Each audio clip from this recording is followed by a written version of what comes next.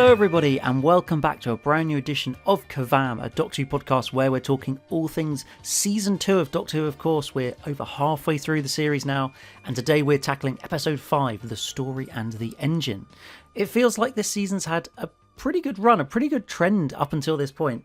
And so is Episode 5 going to continue that trend? I'm joined as always by Bill, Charlie and Ryan to discuss all of this. So Bill, I'm going to come to you first. As I say, it feels like, we've had 4 really, really strong episodes this series. Like, it's been one of the best seasons we've seen for quite a while. So the Story and the Engine, Episode 5, did it live up to it for you? I think it's been a tiny bit of a dip, but not loads, because I think it's whereas the others, I think, were immediately I could tell where I was kind of leaning towards them in terms of just after the first watch. I think this one was much more a case of having to watch it at least twice to, I think, fully kind of understand it, I suppose, understand kind of all of what it was trying to do and everything. So having now done that, yeah, I would say it's not quite on the same level, especially as something like The Well. But I would still say it's certainly a very solid episode. A lot more kind of not to say that what we've had so far hasn't been character driven to some extent, but I feel like this one especially was really character driven.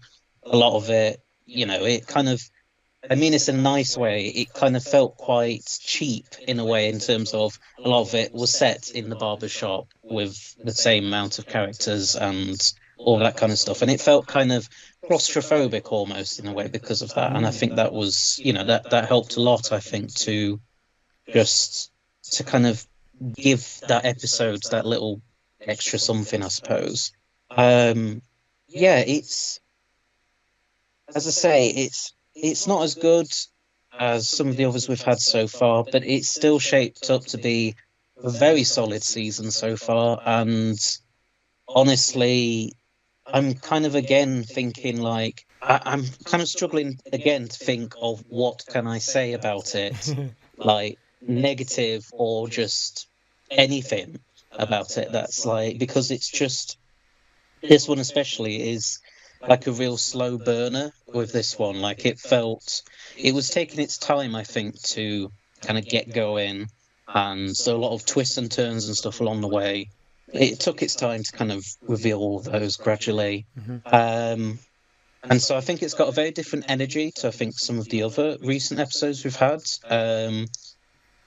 But I think that does work in its favour, actually, because it's not just we're not having another another Lux, another Lucky Day.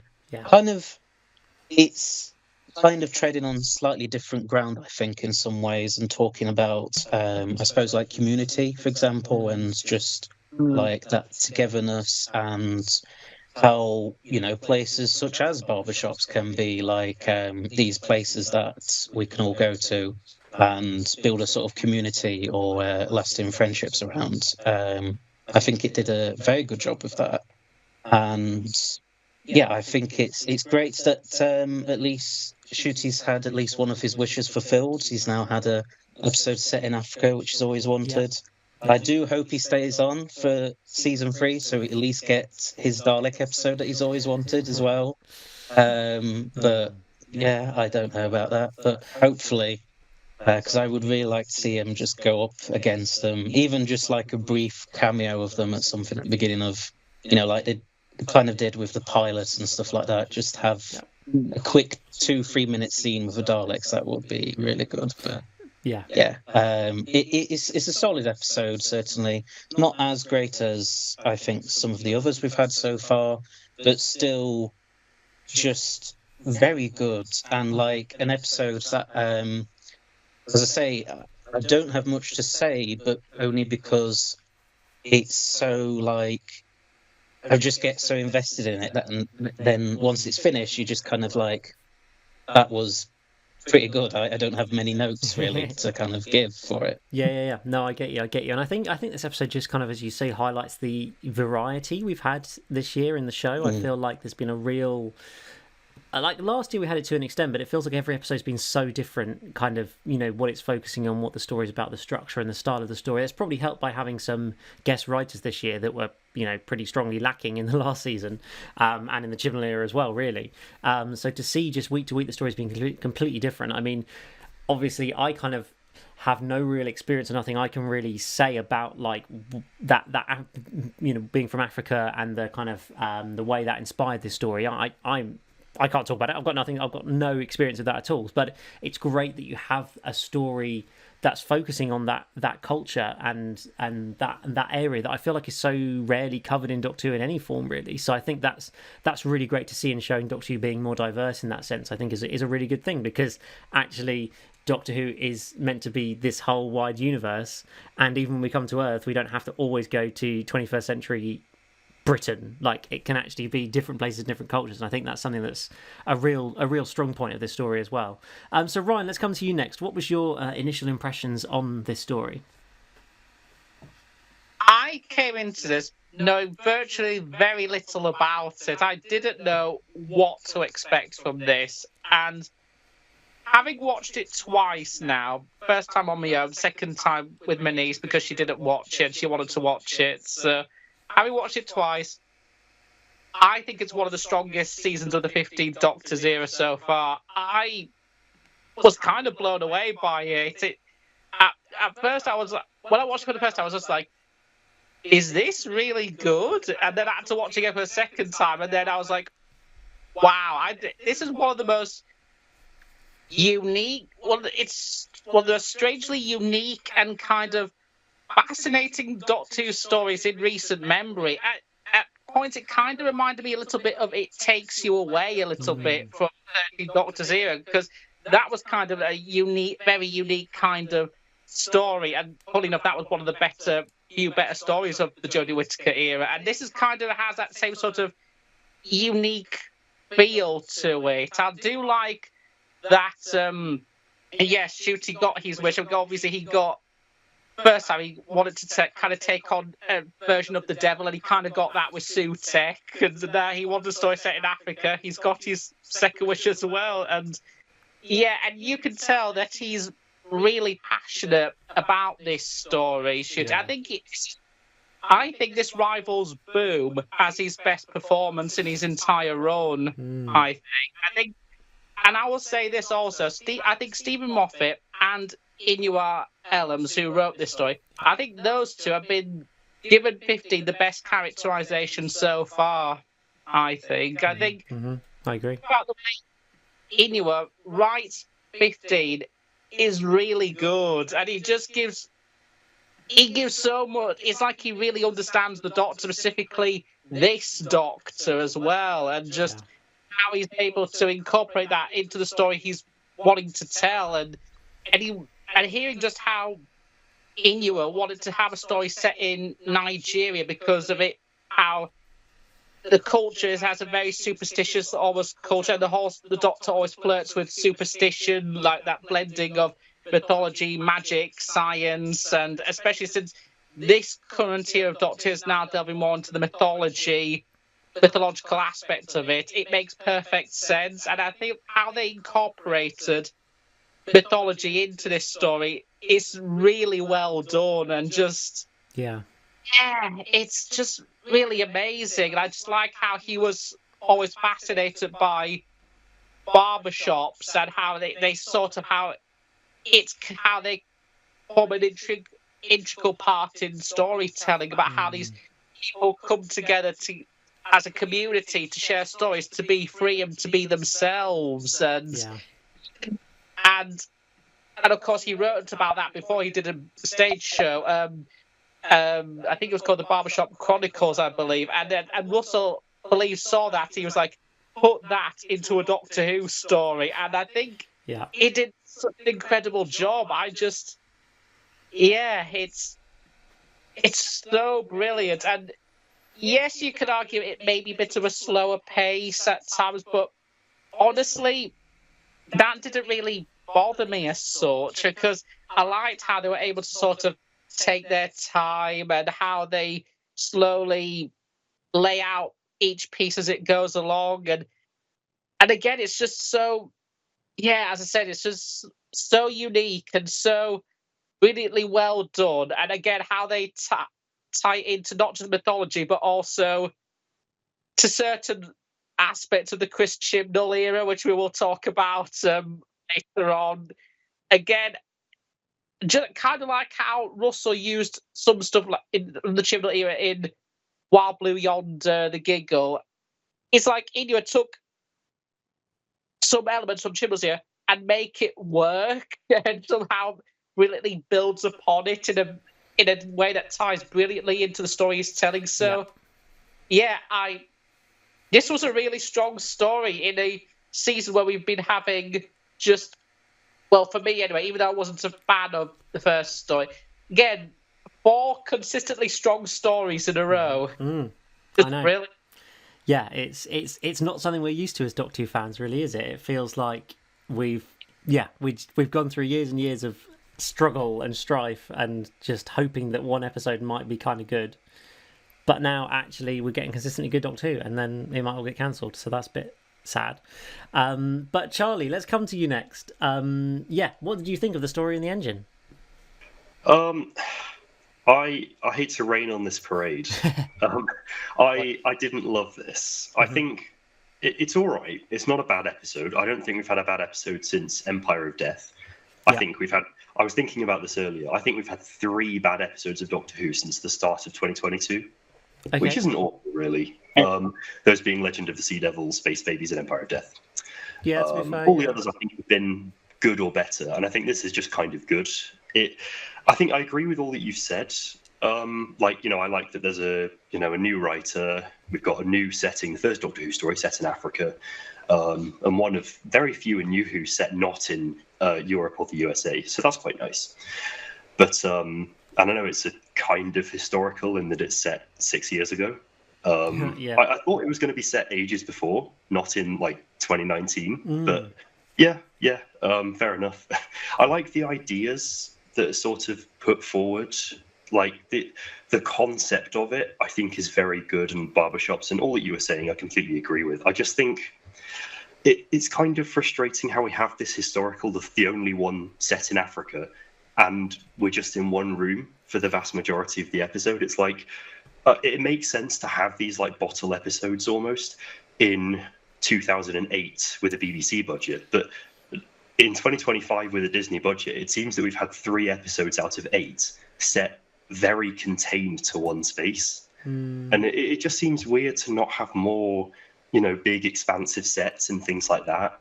Maybe this is just such a random criticism, but I don't know, it seems like all the money for the season has gone towards the Interstellar Song Contest, which is being reported as like the most expensive episode of Doctor Who ever made, which I'm sure it's going to be interesting on Saturday. But yeah, it just seems weird to have like 3 episodes all very contained to one place. Lux being this, well, we have the diner, but pretty much just the cinema. And we've obviously got the well, which has basically 2 sets, and we have this, which is just in a room. It's very strange to just have such weirdly small stories in, with a budget where that doesn't need to happen, and we can actually show a lot more of Lagos besides this one market and a room. It's just a bit strange, and I think it seems like there's a much better story in here, like the concept of an engine that feeds on stories. I feel like there's a lot more that could have been done than what we had, and it sounds like I'm saying a lot of negative things about the episode. I really don't think it's terrible, and I think Ncuti's characterization especially is brilliant in this. Like I'm not saying he's like in my top tier of doctors, but he's definitely like above a few of them. I'd say probably my 10th favorite doctor out of the main 15, which really isn't that bad given we've had like 15 episodes, no less, like 13 so far. I guess 14 if you include the giggle. His main era will have 16 as of the end of this season. But it just seems like we could have had more like sort of little mini like flashback stories, the way the Doctor did, obviously, with the whole story about Belinda. I feel like there could have been more, like he could have done a little Ruby story like we got in Lucky Day. He could have just done a random one. I don't know, get just a random like past Doctor to cameo as another story. Just get like get like Sylvester McCoy to do like a minute-long story or something. I don't know. It seems like there was a much more sort of expansive and creative story in here that I feel like we didn't get to see, and it just gets me wondering why. But and I think the ending of the episode, the resolution with the Doctor uploading all of his memories, it was very nice to see all of the archive footage of the past Doctors. That was very nice. And obviously how Peter Capaldi had the most. We had the whole, the little snippet of the scale model of war speech, which is great. It's great. Absolutely, that was good. But it just seems like we've had 3 episodes since 2013 of the Doctor defeats the villain by giving it all his memories. Like, we've had Rings of Akaten, Timeless Children, and this have all been resolved by it. It just seems a little bit, I don't know, lazy, perhaps. But I've said a lot about this episode. I really didn't hate it. I think it just, I don't know, great idea, but the execution just fell a little bit flat, basically. Yeah, okay. That's really interesting. I feel like, specifically thinking about the resolution there that you've mentioned, I think I can see the problems with some of the resolutions using that as a resolution in the past, but I feel like in the context of this story, with it being all about kind of stories and the Doctor's kind of being, at least in the context of Doctor Who, the Doctor's story and journey is kind of like the ultimate story that you could feed this machine. I sort of can kind of go along with it. It's we've had Defeated by Love episodes and stuff in the past, which we all love to, they're the best type of Doctor Who, isn't it? But I feel like, although it's not my favourite way to resolve a story, I think especially in the context of this episode, it does work quite well. And I feel like, on a whole, this episode is kind of trying to not be a really fan servicey episode, even though it could very easily be a very fan servicey episode. Like, I know we obviously get the Fugitive Doctor appear, and we'll mention that in a minute, but I feel like there's lots of moments where, like the Doctor references Cybermen, Weeping Angels or whatever, and is almost trying to get them to appear on the screen, and we as the audience are like, oh, come on, show us on the screen.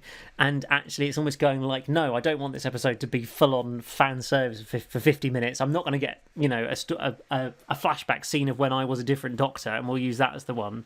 Sort of, it's... And again, I'm not sure whether this is... I think it probably is a good thing, but you could also say, like our favourite, the finale of the last season, where the mystery of Ruby was actually the importance that we'd invested into it. It's almost like this story is like trying to be different to what we're investing into it, wanting it to be, in terms of an episode about stories, and we're wanting it to be the stories of the Doctor and a load of fan service, but actually it's not that. And that I feel like is... Yeah, I feel like it works, but I do see where that might not be as enjoyable as an episode. So I can also see that as well. I don't know, Ryan, what did you think of the whole... Actually, no, we'll come to you, Bill. What did you think of the whole storyline with the barber being a sort of, as far as I understand it, like a helper to the gods in the past that kind of helped get the message out that they were gods and what they were gods of, and kind of created the myth that then kind of made them exist properly and sustain. That was kind of the idea of what he used to be, and then they kicked him out, and now he's angry about it and he's trying to go and kill them all. So what did you think of that whole kind of concept and that as a character, and almost subverting your expectations of he was going to be a god, and wait, oh no, he's actually not a god at all? What did you think about that whole kind of the main storyline of the episode? Yeah, well, as you say, it was very much subverting our expectations, because I think we were all expecting that him, or a spider, or both, were going to be a god for this episode. Yeah. But to actually find out, no, not really. Like, there is still that god connection. We've got no idea if any of these gods mentioned are among the pantheon of Discord. I would say probably not, judging from the fact that the Doctor seems to get on like fine with all of them. I think, like, having watched it the second time just a bit earlier on, something that came into my head when that was kind of all being revealed was maybe it's almost like I don't know if this is a stretch, but maybe it's like a sort of meta way of commenting on, like, writers and how they're not always... Like, sometimes they can feel like they've not been given the credit where credit's due, sort of thing, and maybe I like that. that kind of thing. I feel like there was something in that which could potentially tie in with that, which Yeah, I think I don't know if that was the intention. I don't know if the episode does like enough time to explore that and to kind of like talk about that, but then it's kind of difficult, isn't it? Because it's still a 45-minute episode. You've only got so long, Yeah. and the reveal's quite late in the day anyway. Because I think it's probably at least the first half of the episode we've got no idea like who the barber is at all. Yeah, And pretty then much. I think it is more or less like halfway through is then the reveal. Yeah. But yeah, it's really quite interesting. I think it's just like, again, I suppose the thing is it's like, again, with the stories thing, perhaps it would have been nice to have seen, rather than just him telling us all about it, perhaps it would have been nice to actually seen a bit more about it. I know we got those kind of brief flashbacks of him creating that web and everything, but I would have liked to have at least like seen him like interacting with these gods, even if it was just like quick flashbacks or whatever, like quick little snippets, literally just a few seconds long. Yeah. I feel like that would have kind of added something, I think, rather than it just coming across as someone's just telling us his life story kind of thing. Like, I feel like there could have been a bit more kind of added to that. But yeah, it was still quite an interesting, quite a sort of unique, I think, kind of villain, but also kind of not, I think, in terms of like, he comes across as very villainous at the start, and we spend most of the episode kind of with him and the Doctor having some great like back and forth confrontations. I think him and Ncuti do a very good job with all that. But then, yeah, by the end, he's kind of been semi-redeemed, semi-accepted by the other characters. And it doesn't necessarily feel like that's just come out of nowhere either, which I think would have been like really an easy mistake to make, is just to have just gone a bit too far with the redemption arc and just, yeah, have it come out of nowhere. And then we're kind of left thinking, yeah, but why would they kind of want to, try again with this guy when he's done this? It was handled, I think, quite well, that. So, yeah, I'm pretty impressed with all that, I must say. Yeah, absolutely. I do tend to agree. I think watching it through I feel like I had to watch this story twice to fully comprehend the plot, because I felt like it's a very dialogue heavy story. As we've said, it's a bottle episode, and in many ways this story does a lot of things that I feel a lot of people used to criticise the Chibnall era for, which was, show don't tell, whereas Chibnall used to love writing exposition dialogue and not showing anything. And I think this story does actually do quite a lot of that. But I feel like I can kind of forgive it a little bit, because this episode is all about telling stories. That's kind of the whole concept of it, is kind of telling stories, using words to describe things and paint a great story, which sometimes is visualized in animation on that screen in there, which is really, really cool. But that's where I think I can, to an extent, forgive it compared to any old Doctor Who story where they're all just dumping exposition dialogue in there, which has been a big problem in the past. I think, yeah, we can slightly get away with that. But I don't know, Ryan, what did you think of... you obviously said that the Doctor, or Ncuti, had a very, very strong performance in this episode. So what did you think of the Doctor and Belinda, sort of our two main characters, I suppose, in this story? How do you think that all played out, and they bringing Belinda in through that sort of flashback sequence? And I don't know about you, but I felt like 15 minutes in this episode, I thought this was going to be a Belinda light episode, but I felt like actually she did become a little bit more a part of the story. So yeah, what did you think of our two main characters through this episode? I liked how they were developing more of their relationship. Again, it feels a bit more natural, because even though she wants to get him, she's like, okay, I understand how this is important to you, and I definitely understand you so much better now. Yeah. Go and have this adventure. And of course, she does join him later on, and it feels like they're starting to have more and more natural understanding of each other, which is going to make it really interesting when we get to the end of the finale. We don't know what's going to happen, but it'd be interesting to see if, in the end, she does want to stay with the Doctor or not, given everything that's happened. And maybe she's like, want to go back anymore. I want to be with you. And yeah, it's going to be very interesting when we do get to the end of it. And as I do enjoy their dynamic a lot. Again, I wish we had a bit more of that, but I guess with it being the 8-episode limit season we've got, that the share again, it's just like last season. I wish we had more time with the Doctor and the companion together, more than bonding. Mm-hmm. But again, it's just the curse of what we have now with these shorter seasons.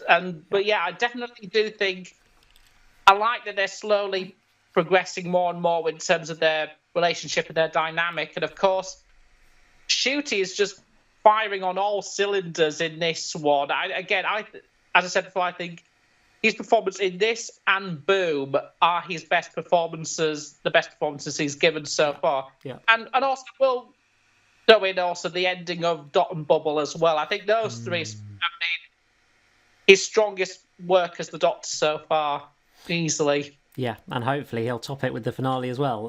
But also hopefully it's not his last episode. But we will see where that goes. Charlie, so certainly it was a surprise to me was seeing the Fugitive Doctor turn up in this episode, even if it was for about 10 seconds. So what do we think of that, I suppose, implied storyline with Abby, that the Doctor now does remember something that happened when he was the Fugitive Doctor, and then we see the shot of the Fugitive Doctor. How do we feel about that whole situation? Strange.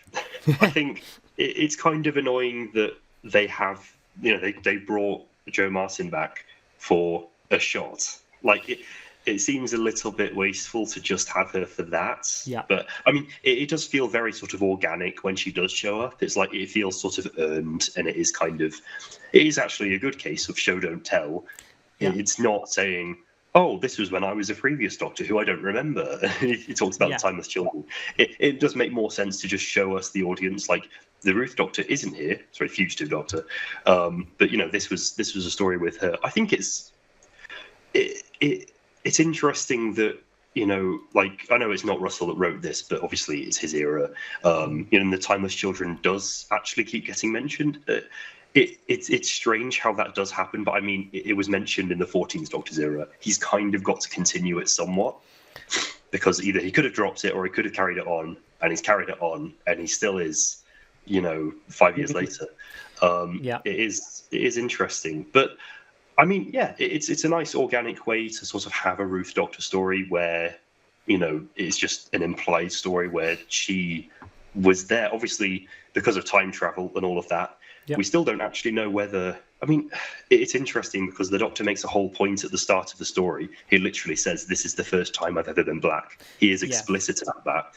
And then she shows up in the same episode.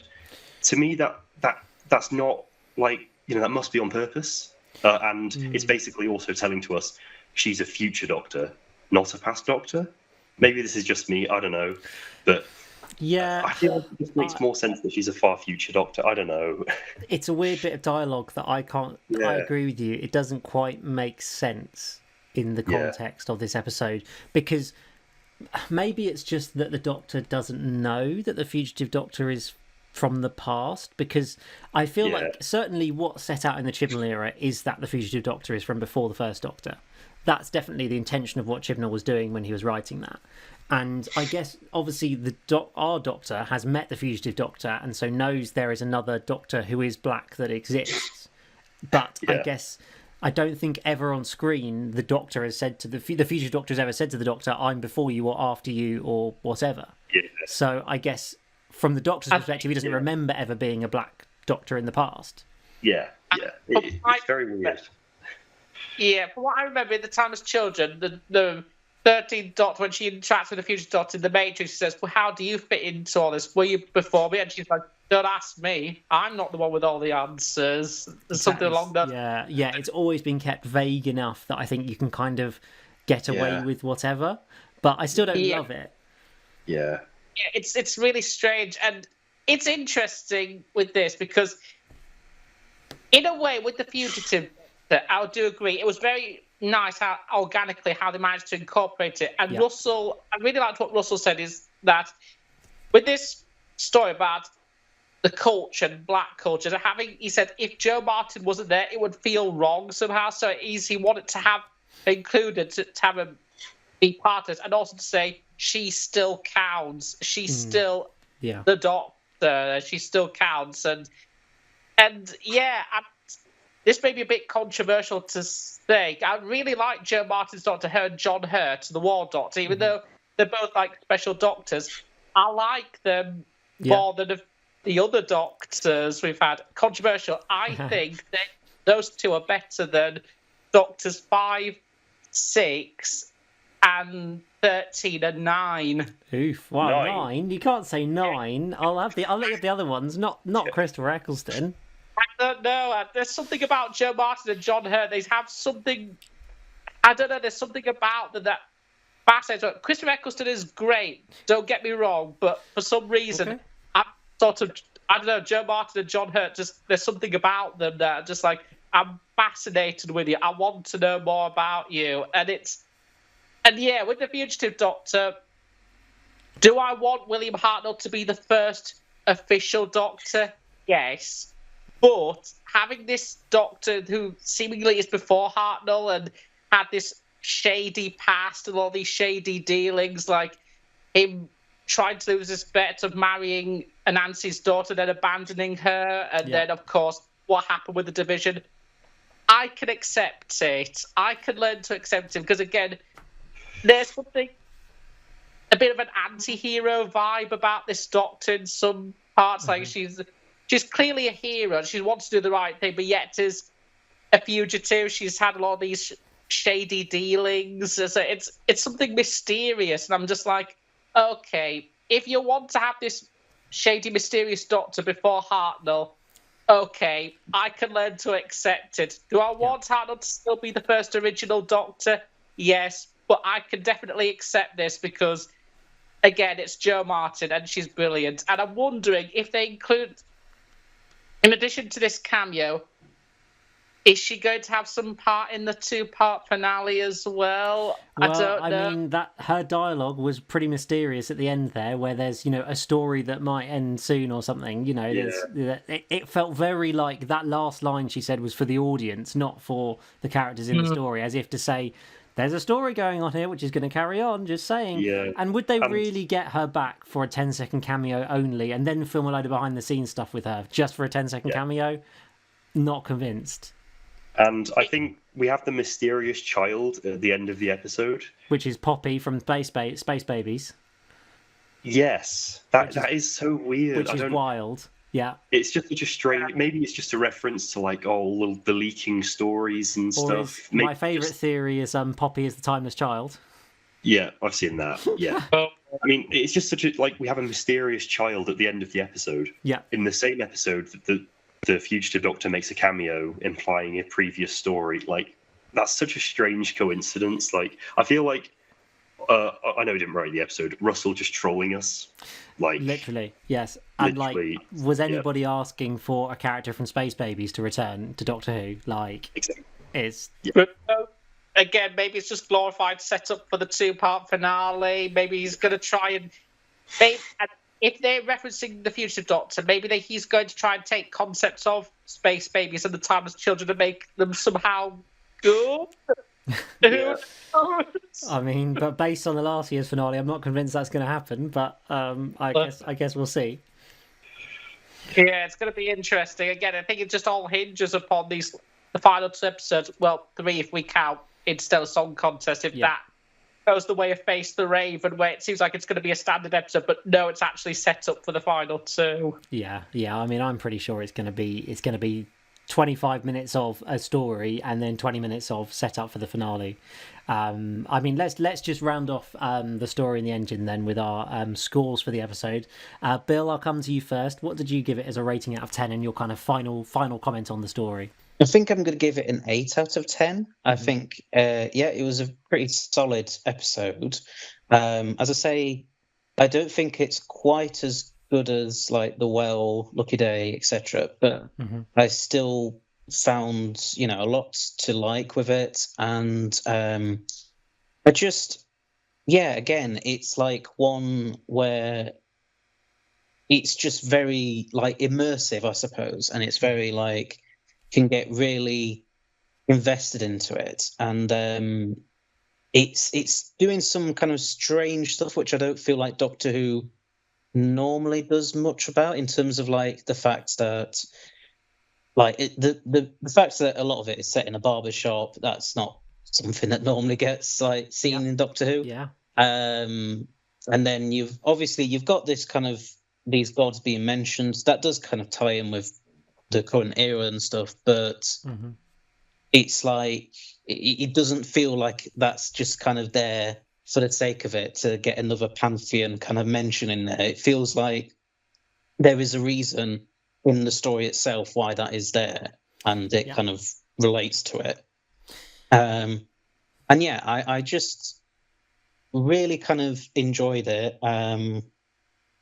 Yeah, it's a slight step down, but like not really. Yeah, I think it'd be hard to like top some of the episodes we've had so far anyway.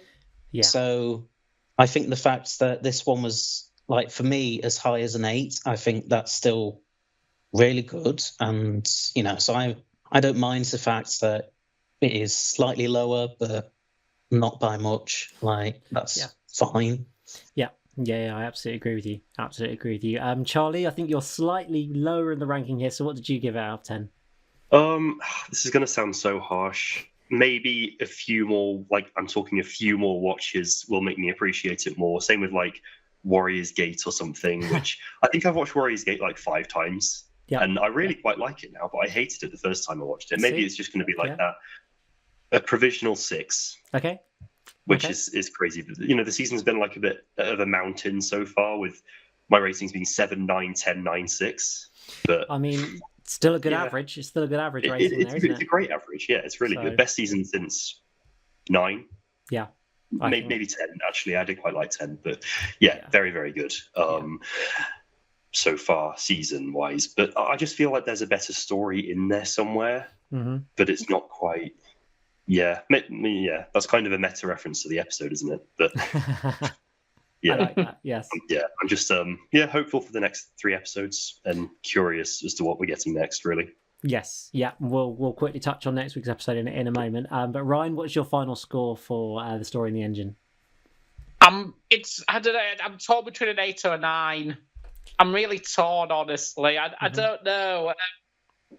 Maybe I'll settle for an 8 for now, to make it a bit more consistent. But I wouldn't be surprised if I bump it up to a 9 later on. Who knows? Yeah, exactly. I think I'd go for somewhere around an 8 or an 8.5. It feels like it's continuing the pretty positive trend. I think Robot Revolution is the only episode I'd put less than an 8 in this season. I'd probably give that a 7. So, a season that's that strong, like, it's a pretty good run. And so, last few minutes, Interstellar Song Contest. Charlie, is this going to be the episode where it all falls apart? Is this going to be a great episode? Like, it's clearly got a fair amount to do with the finale. For example, it's got a load of Mrs. Flood in it. I'm pretty certain. I've seen shots in the trailer for the season and the trailer for this episode that have got those like guards with those slightly weird helmets in the background. And there's a shot of that in Interstellar Song Contest, and there's a shot from the season 2 trailer that's definitely from the finale, that's got the same guards in it. So there must be a connection and linking up somewhere there. So what's gonna happen next week?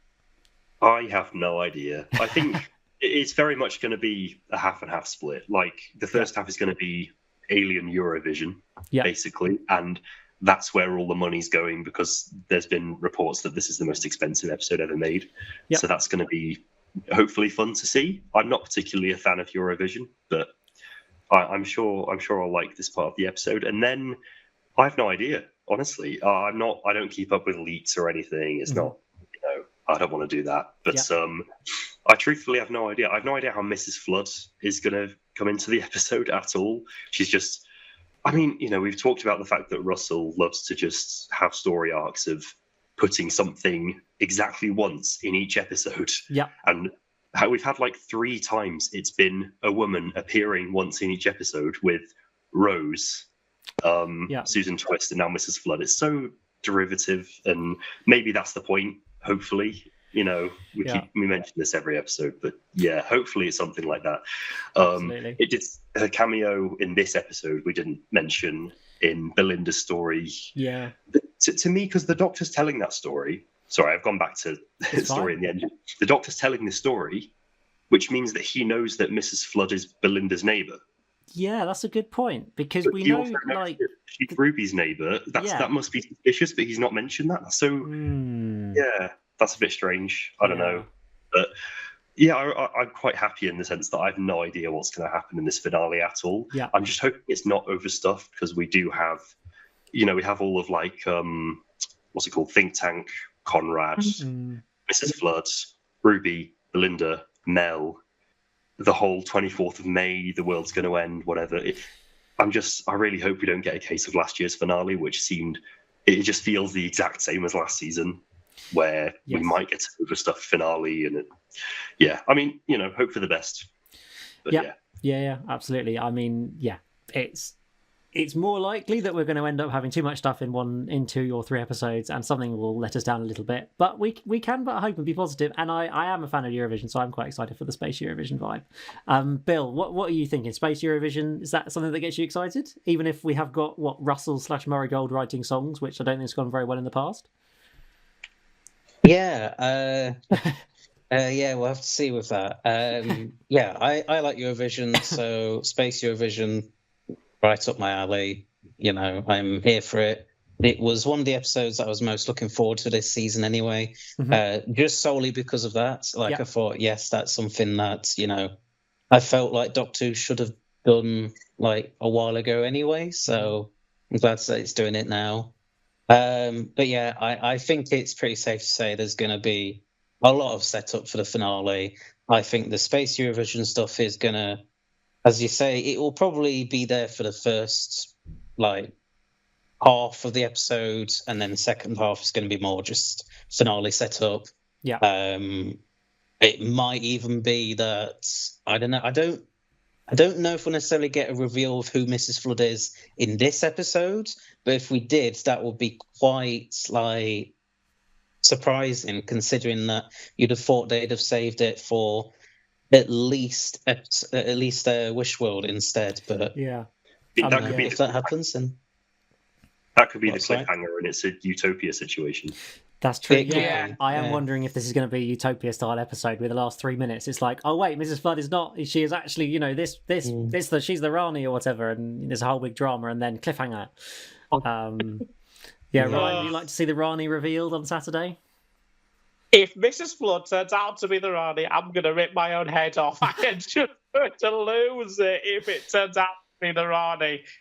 Who knows? Knowing Russell and his propensity to subvert, maybe, who knows, maybe it'll happen this time. But if it does happen, and because for years people say, oh, that's the Rani, if he actually pulls that off with Mrs. Flood, I think I'm going to lose it. I think I'm just going to be like, what? It's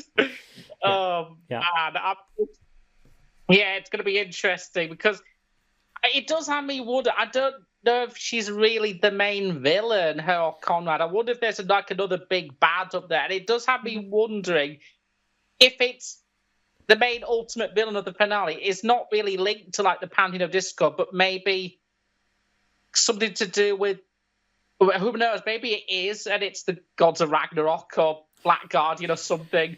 Yeah. Or if it's something to do with the Time Lords, because we had Susan, with Susan last season.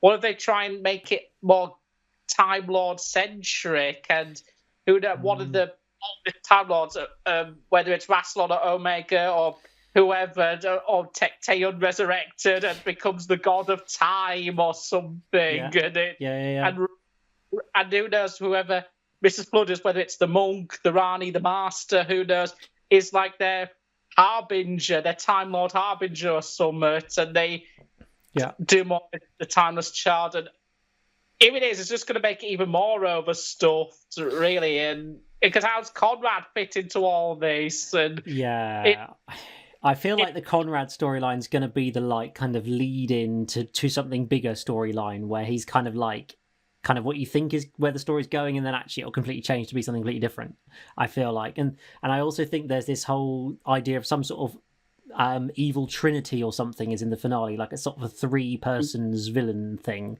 So is that going to be, I don't know, like what's it, Rassilon, Omega and the other from old Time Lord Society or something? Are they all going to come back? I don't know. Reincarnations of the same person, who knows? Maybe there's 3 Omegas, 3 Rassilons. There we go. It's who knows? It's insane. But again, as I said, if it is the Rani, I mean, who knows? It could be the monk form, a completely different character. But if it is the Rani, it's gonna, I don't know, it's gonna feel like the most cliched like reveal.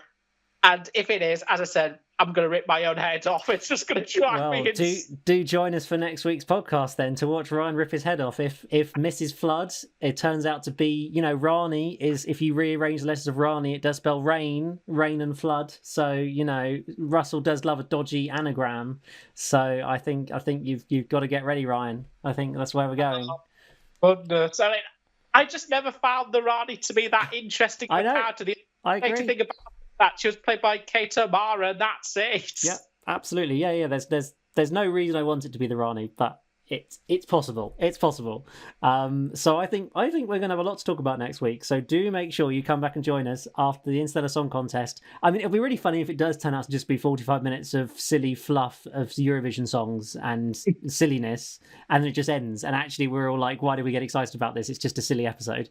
But I don't think that's going to happen. So you better come back and join us next week after you've watched the Interstellar Song Contest. We'll be back to get in-depth, discuss it, theorise on the finale, because I'm sure we'll have a lot of clues by then, and there will be lots to talk about. But that's been The Story and the Engine, and we've got 3 episodes of Season 2 left to go, and I hope you can join us for episodes discussing all of those. But from me, Ryan, Charlie and Bill, it's goodbye for now.